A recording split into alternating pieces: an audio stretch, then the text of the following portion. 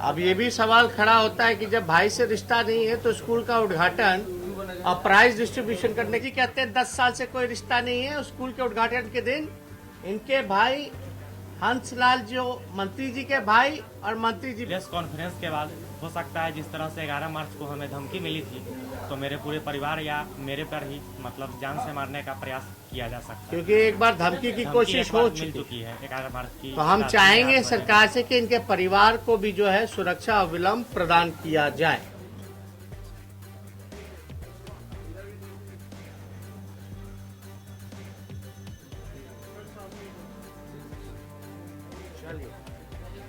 हो सकता है अगर मंत्री अपने पद पर रहेंगे तो सबूतों को नष्ट करा सकते हैं दबाव में।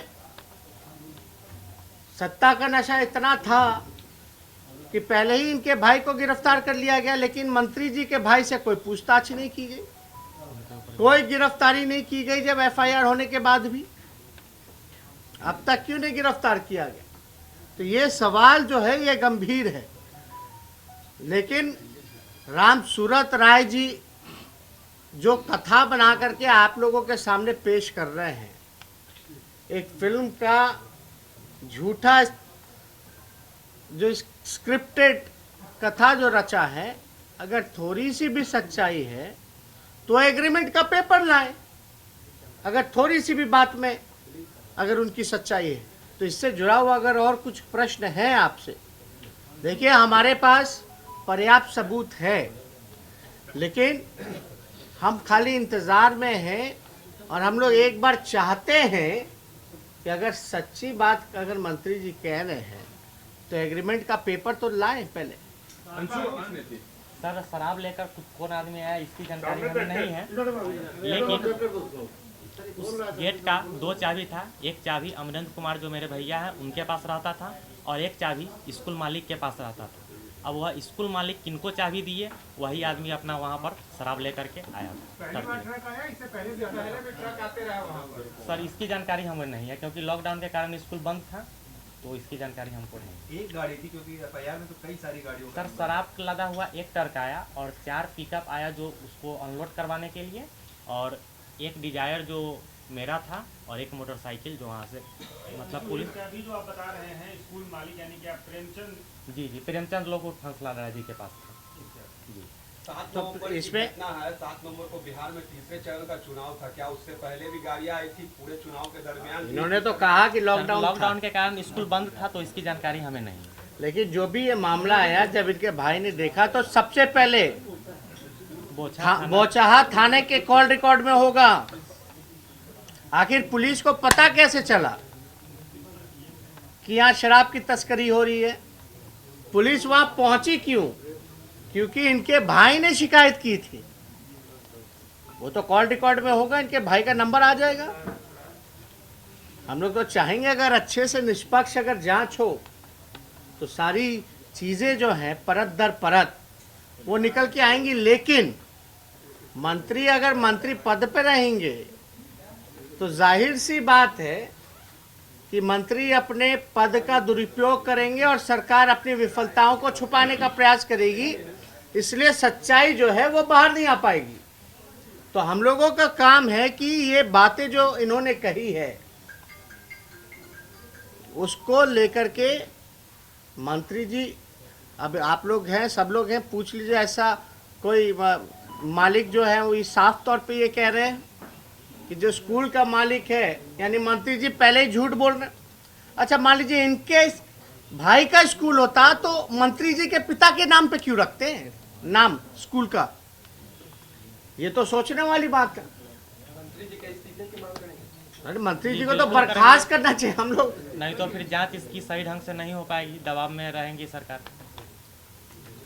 तो हम इस्तीफे की भी मांग करते हैं। तो हम लोग जो है अभी एक चीज़ का हम लोग खाली इंतज़ार कर रहे हैं कि मंत्री जी की बात में अगर थोड़ी सच्चाई है तो एक बार थोड़ा एग्रीमेंट दिखा दें, उसके बाद हम अपनी पूरी बात ख़त्म करेंगे। लेकिन पहली बार ये मामला है क्या, खाता का भी डिटेल होना ना चाहिए। पैसा आता होगा हर महीने, इनके भाई देते होंगे, मंत्री जी के कहे अनुसार और मंत्री जी के भाई के खाते में कहीं तो जाता होगा पैसा, तो उसका थोड़ा डिटेल हमको, या सदन में जब ये चर्चा हो तो सदन में ही कम से कम पेश करें, क्योंकि यह मामला बिहार सरकार के एक मंत्री से जुड़ा हुआ है। और वहाँ अगर ऐसी घटनाएं हो रही हैं नीतीश कुमार जी के मंत्रिमंडल में, तो ये बहुत ही गंभीर मामला है, जिसको स्पष्टीकरण के लिए तो सीएम को सामने आना चाहिए। बिहार के मुख्यमंत्री अपने बात से पलटते रहे, कई बार उनका अंतरात्मा बदलता रहा है, हम लोगों ने भी देखा है। अब ये लोग आए हैं तो भाई जो सच्चाई है हम लोग तो वो चाहते हैं। कौन क्या दावा करता नहीं करता, लेकिन लिखतंग के आगे बकतंग तो काम नहीं करेगा। आप केवल यही जवाब दीजिए ना, पेश कर दीजिए एग्रीमेंट का कॉपी, पेश कर दीजिए अकाउंट का डिटेल, और ये भी बताइए कि इनके भाई ने बौचाहा थाना में कॉल किया था कि नहीं किया था, पुलिस आई कैसे। आप कहते हैं कि स्कूल उनका नहीं है तो उनके पिता के नाम पे कैसे है, अगर कोई और उस पे लीज पे अगर खोला है तो। अगर हम लीज पे खोलेंगे तो हम तो अपने परिजनों के नाम से खोलेंगे ना, कि जिसका ज़मीन है, जिससे हम लीज पे लिए उसके नाम से खोलेंगे। तो ये झूठ नंबर 1 तो वो, झूठ नंबर 2 के भाई से कोई रिश्ता नहीं है, झूठ नंबर 3 की कभी स्कूल के प्रॉपर्टी पे गए ही नहीं है। फोटो भी देख लिया उद्घाटन का, इनके भाई भी हैं, वो भी बैठे हुए हैं, सब कुछ है। तो हमने कुछ नहीं किया, हमने तो एक एफआईआर के सवाल को हमने सदन में उठाया। ये हमारे पास आए, सच्ची घटना बताएं। अभी तो एक तरफा बयान सुना जा रहा था मंत्री जी का, लेकिन दूसरा पक्ष क्या है ये जानना बहुत जरूरी। सच का तभी पता चल सकता है जब आप दोनों पक्षों को आप सुने। और जो सबूत पेश कर रहा है, जो मंत्री, मुख्यमंत्री डीजीपी को चिट्ठी लिख रहा है 12 नवंबर को, जो हकीकत बता रहा है, जिसने फोन किया थाने को, आप उसी को फंसा रहे हो। यही है सुशासन, कि सच्चे आदमी को फंसाओ, बेईमान को जो है बचाओ। ये तो साफ साफ जो है सत्ता का दुरुपयोग है। अब इसमें आप बीजेपी के हैं, नीतीश कुमार जी का क्या है नहीं, हम इस पर कुछ नहीं कह सकते, लेकिन अगर थोड़ी सी भी सच्चाई है तो उनको तो पेश करना पड़ेगा डॉक्यूमेंट। बहुत बहुत धन्यवाद।